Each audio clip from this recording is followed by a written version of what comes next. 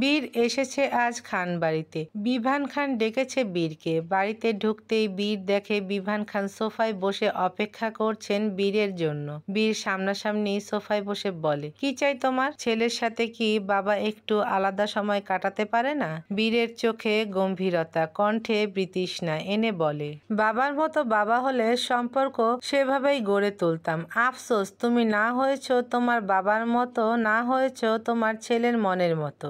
দেখো বীর, আমি কিন্তু তোমার ক্যারিয়ার নিয়ে চিন্তা করি। আমার যা কিছু আছে সব তো ইন ফিউচার তোমার। আমি যা কামিয়েছি জীবনে তাতে এখন থেকেই আরাম আয়েসে বসে খেতে পারবো বাবা। তোমার টাকার দরকার হবে না। তুমি জানো যারা মেয়েটা তোমাকে ব্যবহার করছে? জানি, কিন্তু কেন করছে এটা কি জানো বাবা? বিভান খান একটু কেসে উঠলেন, কিছু একটা ভেবে বলেন, যারার নজর খুব খারাপ। ও প্রথমে রাজকে বিয়ে করতে চাইতো, এখন তোমাকে টার্গেট করেছে। মেয়েটা একটা লোভী। বীর হাত খিচে বসে আছে আর শান্ত কণ্ঠে বলে, যারা যেমনই হোক আমার বউ। আমার বউকে আমি হ্যান্ডেল করতে জানি বাবা। তুমি ওর শ্বশুরের মতো, তাই বৌমাকে স্নেহ দিবে, বাদবাকি আমি দেখে নিব। একটা বাজারি মেয়ের জন্য ইনাফ। আমার বউকে বাজারি বলার অধিকার তোমার নেই। তোমার ভাগ্য ভালো তুমি আমার বাবা। বাইরের কেউ হলে তার টুটি আমি ছিঁড়ে ফেলতাম। তুমি আমাকে ধমকাচ্ছ সামান্য একটা ছোট লোকের জন্য? এই আরহাম খান বীরের বউ হবার যোগ্যতা সবাই রাখে না। যে রাখে সে সাধারণ কেউ নয়, তার ক্ষমতা ভিন্ন, যেটা তুমি দেখতে পাচ্ছ না। যাকে ছোট লোক বলছো তারও কিন্তু আলাদা ক্ষমতা আছে। আই মাস্ট সে, তুমি হলে রাজের নেউটে, না হলে ওর মতো বউ পাগলা হতে না। অবশ্য থাকোই তো রাজের বাম হাত হয়ে। রাজের বউকে কিনা নিজের কাছে যত্নে রাখতে হলো। বেশি দূর এগিয়েও না বাবা। আমার বউকে নিয়ে যা একটু বলেছ মানা যায়, কিন্তু রাজের বউকে নিয়ে বলার আগে তোমার ওর সম্পর্কে পিএইচডি করতে হবে। কোন বাহাদুরি সে শুনি? বীর ফিচেল হেসে বলে, সে এমন এক বাহাদুরি যে আসার পর পুরো সর্দার মহলের রূপ চেঞ্জ হয়ে গেল। মাই ফুট, আসল কথায় আসি, তুমি আমার রাস্তা থেকে সরে যাও। ভ্রুকুটি করে বীর বলে, তোমার রাস্তা? আমার রাস্তা। এই যে তুমি রাজের সাথে মিলে ফর্মুলা নিয়ে একটা মিশনে আছো, এটাই আমার রাস্তার কাটা হয়ে দাঁড়িয়েছে। কি সব বলছো তুমি? আমি আর রাজ মিলে চেষ্টা করছি ফুপুর স্বপ্ন পূরণ করতে। বিদেশের ক্লায়েন্টের সাথে কথা হয়েছে, ওরা যদি আমাদের দেশের চাষের দিক থেকে কোনো ডেভেলপ দেখে তো রপ্তানি খুব ভালোভাবে হবে আমাদের। সেই সাথে আমাদের দেশে মানুষ স্বাস্থ্যকর খাবার খেয়ে বাঁচবে। তোমাকে দয়ার ভান্ডার হতে কে বলেছে? এটা আমার ফুফু, আমার দাদার স্বপ্ন। একজন কৃষিমন্ত্রী হিসেবে আমার দাদাই কিন্তু ফুফুকে এই আইডিয়া দেয়, যেটার জন্যই রাজ কৃষিমন্ত্রী আর আমি মাফিয়া জগৎ বেছে নিয়েছি। আজ বলছো আমি তোমার পথের কাঁটা? হ্যাঁ, কারণ ওই ফর্মুলা আমি দেশের বাইরে কোটি কোটি টাকায় সেল করতে পারবো। দেশের বুকেতে ফর্মুলা দিয়ে তোমার কি উন্নত হবে শুনি? লন্ডনে এই ফর্মুলা দিলে নাম আসবে, সাথে টাকাও। আমাদের সমস্যা তো এখানেই। আমরা নিজেদের অধিক লাভের আশায়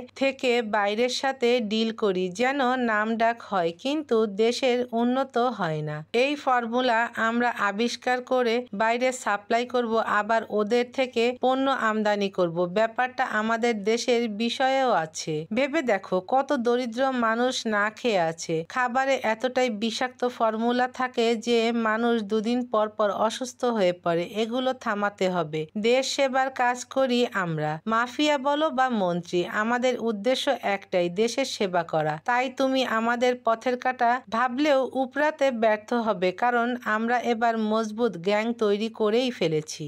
বিভান খান শয়তানি এক হাসি দিয়ে বলেন, আমি জানি তো আমার ছেলে খুব বুদ্ধিমান। আমি আমার ছেলেকে চিনব না? এটা তো হয় না। তুমি ঠিক কতটা মজবুত হয়েছো এটা জানি বলেই আজ তোমাকে নিজের কাছে আটকাতে এখানে ডাকা। ভ্রুকুটি করে বীর বলে, মানে? বিভান খান মৃদু হাসেন। চারপাশ থেকে ধোঁয়া আসতে থাকে। বিভান খান মাস্ক পরে নেন। তারপর বীরের দিকে ফিরে দেখেন বীর খুক খুক করে কাশছে। বিভান খান বলতে শুরু করেন, এমনিতেও একটু পরে তোমাদের হার হতে চলেছে, তাই কিছু সিক্রেট জানিয়ে দেই তোমাকে। তোমার দাদাজান মানে আমার বাবাকে আমি খুন করেছিলাম, এমনকি তোমার বড় ফুফুকেও, কারণ ওরা আমার পথের কাঁটা। তুমিও আমার একই রকম পথের কাঁটা হতে আসছো। আমি বুঝলাম না, নিজের এত বেনিফিট থাকতে কেন মানবতার ফেরিওয়ালা হতে হবে? আমার খুব আফসোস হয় তোমাদের জন্য। তোমাকে খুন করতে আমার একটু একটু কষ্ট হবে তাই তোমাকে ছেড়ে দিচ্ছি, কিন্তু একটু বাড়াবাড়ি করলে তোমাকে খুন করতে আমার হাত দ্বিতীয়বার কাঁপবে না।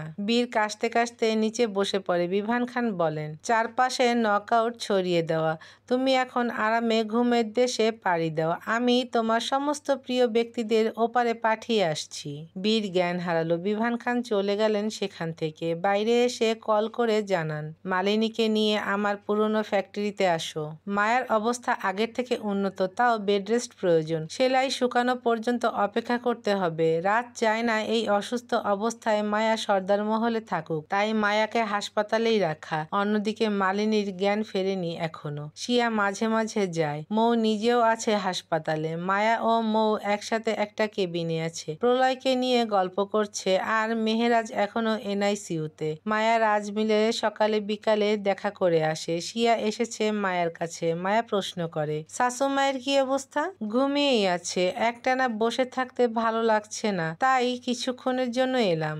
বসো। এখানে তিনজনে গল্প করছে। অন্যদিকে মালিনী খান একা আছেন। শিয়া একজন নার্সকে রেখে যায়, কিন্তু সেও বের হলো প্রতারক। বিভান খান এই নার্সকে টাকা দিয়ে রেখেছেন। শিয়া চলে যেতেই কল করে ডেকে আনে বিভান খানের লোকদের। ওরা এসেই মালিনীর স্ট্রেচার নিয়ে চলে যায়, যেটা সিসি ক্যামেরার মাধ্যমে দেখা যায়। সাথে সাথে গার্ড কল করে কনফার্ম করে সবাইকে। পুলিশকে কল করা হয়। আদ্র খবর পেয়েই ছুটে আসে, কিন্তু এর মধ্যেই হাসপাতালে ধোঁয়া ছড়াতে থাকে। আশেপাশের মানুষ কাশতে কাশতে অবস্থা খারাপ। আদ্র মাস্ক পরা ছিল, মাত্র অপারেশন শেষ করেছে, তাই এজন্য আদ্রর কষ্ট হচ্ছে না, কিন্তু আদ্র ছিল অপারেশন থিয়েটারের দিকে। মালিনী খানকে অন্য বিল্ডিং এ কেবিনে রাখা ছিল। আশেপাশের চিৎকার চেঁচামেচি শুনে মায়া, শিয়া ও মৌ ভ্রুকুটি করে। শিয়া দৌড়ে বাইরে এসে বলে, এত ধোঁয়া কেন?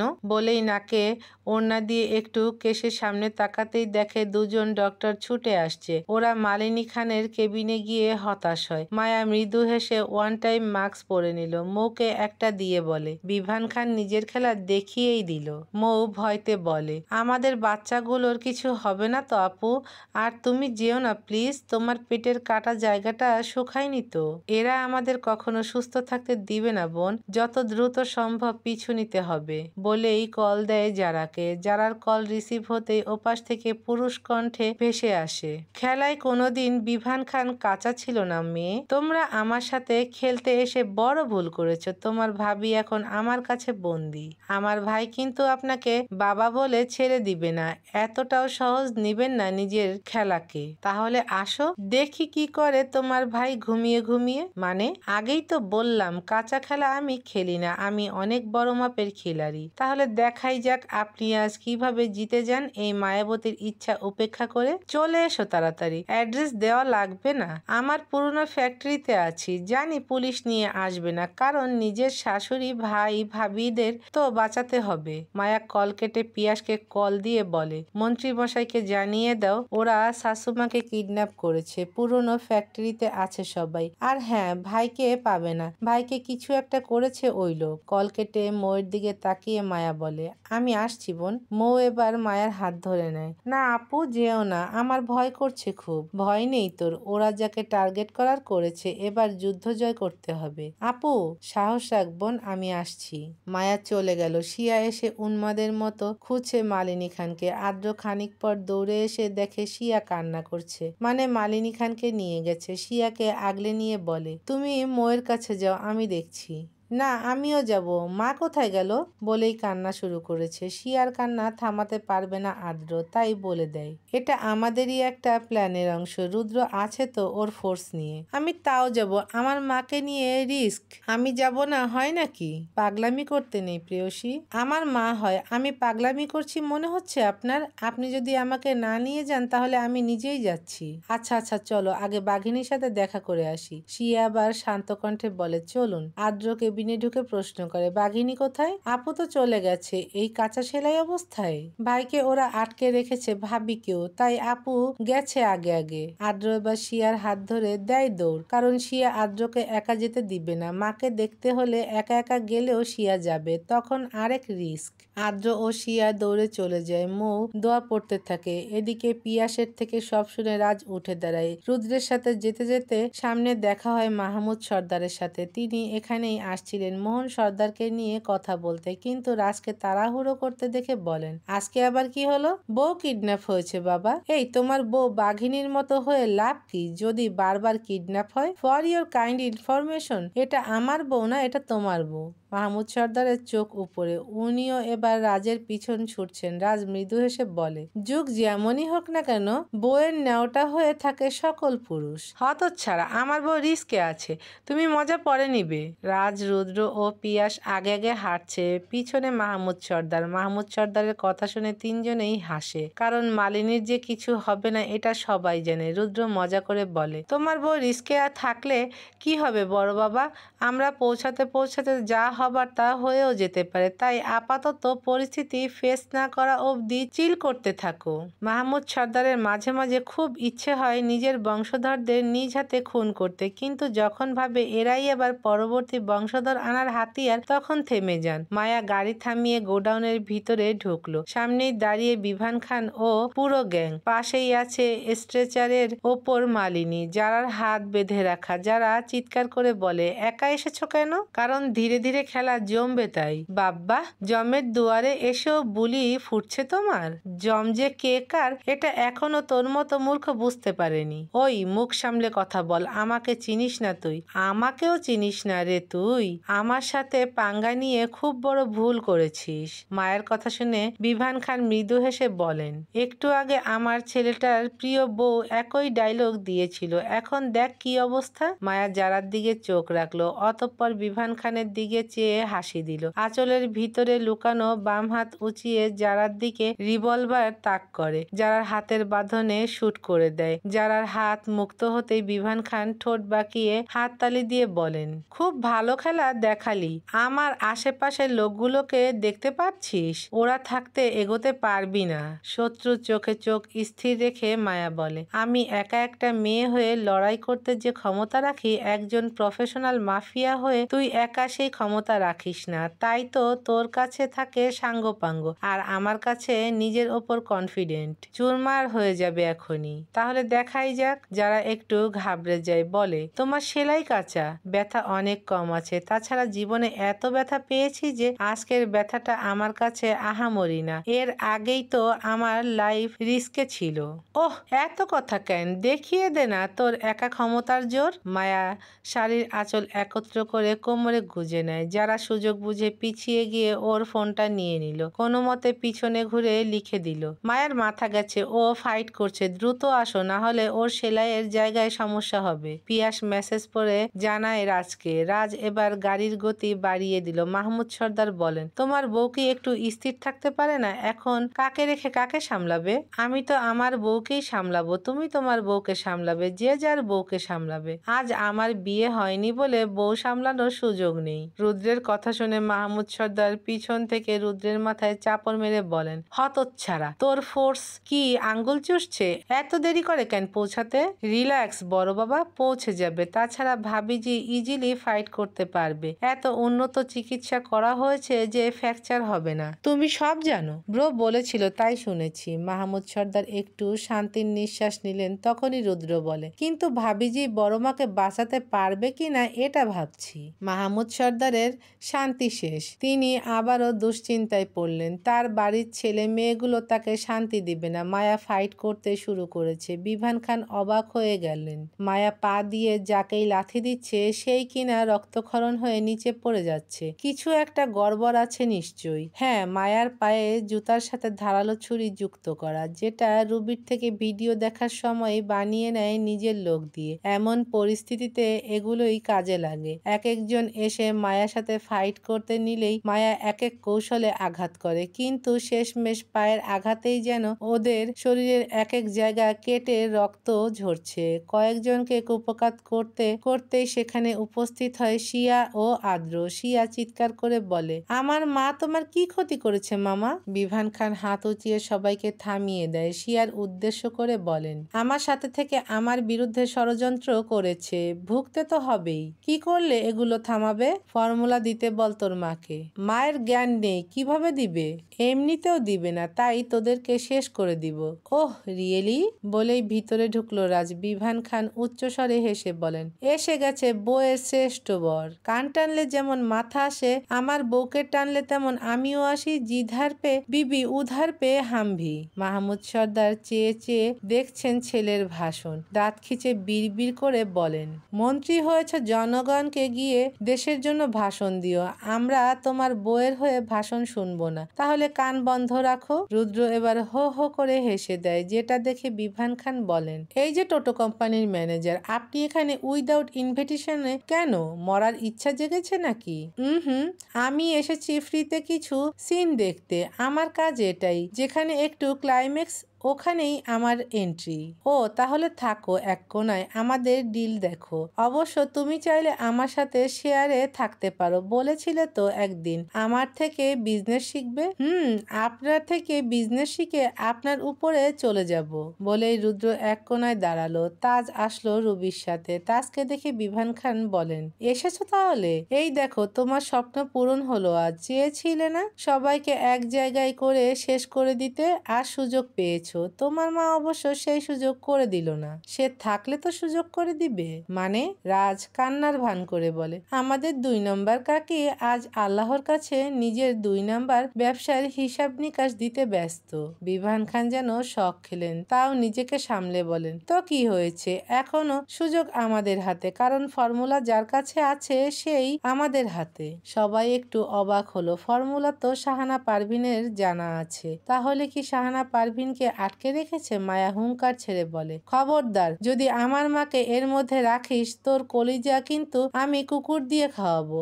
তোর মাকে আমি কোথায় পাবো? আমি তো মালিনীর কথা বলছি। সবাই যেন আরো অবাক। এক একজনের দিকে চাওয়াচাওয়ি করে বলে, কিভাবে সম্ভব? কারণ ব্লুপ্রিন্ট ও সরিয়েছে। রুদ্র এবার হাত উঁচু করে বলে, আমি কি কিছু রোল প্লে করতে পারি? পারো?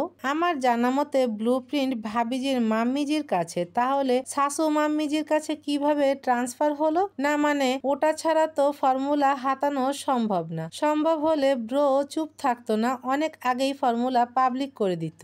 কারণ রাজ যখন দেশে ছিল না, ওর অবর্তমানে ওর বাবা মা এসবের দায়িত্বে ছিল, সেই সূত্রে নেওয়া সম্ভব। আর শাহানার কাছে দেয়, এটাও একটা চাল ছিল। আসলে ব্লুপ্রিন্ট শাহানার কাছে না, আছে মালিনীর কাছে। সবাই অবাক হলেও স্বাভাবিক নিল ব্যাপারটা। রাজ এবার মাহমুদ সর্দারের দিকে আর চোখে তাকিয়ে বলে, হোপ ফর নাথিং বাবা, তোমার থেকে তো তোমার বউ বেস্ট। চুপ থেকেও খেলা দেখিয়ে দিলেন। মাহমুদ সর্দারের কপালে হাত। বিভান খান এবার গার্ডদের বলেন, অ্যাটাক মালিনী। শুনতেই এগিয়ে আসতে নেয় শিয়া, রাজ ও পিয়াস, কিন্তু তার আগেই গার্ড এসে মালিনীর কাছে দাঁড়ায়। শিয়া ফুফিয়ে বলে ওঠে, মাকে ছেড়ে দাও মামা। তাহলে তোর মা ফর্মুলা কোথায় রেখেছে এটা বলতে বল। মা তো অসুস্থ।